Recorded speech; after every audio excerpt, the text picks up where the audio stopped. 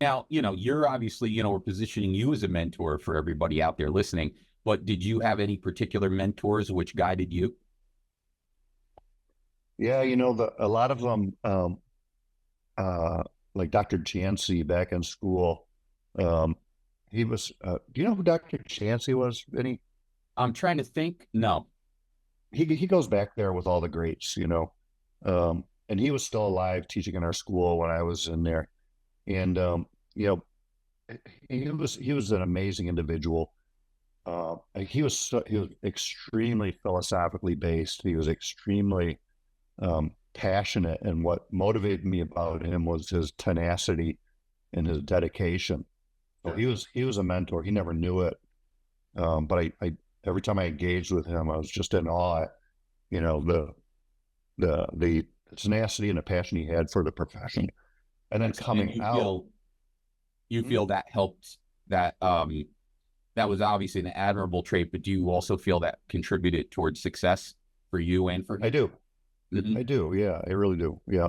And there's a few individuals like that in life, that you find um, that aren't necessarily physicians themselves, but they influence your life, and that goes from some of the greats like Lincoln to people that are right next to you, in practice. But yeah, he was one of the people that kind of stood out.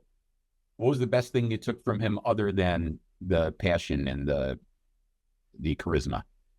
It was the tenacity, The and tenacity. he saw that he was tenacious. So if he had a goal and he wanted to get there, he would find out how to do it. Like for instance, in the clinics they had over there at National at the time, they have a residency program going down in downtown Chicago.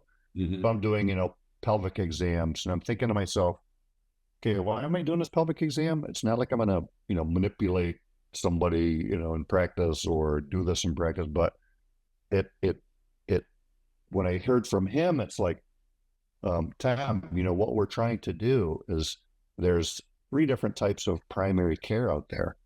There's allopaths in his language, there's osteopaths, and there's chiropractors. And we want to raise our profession and make them primary care by treating the whole body.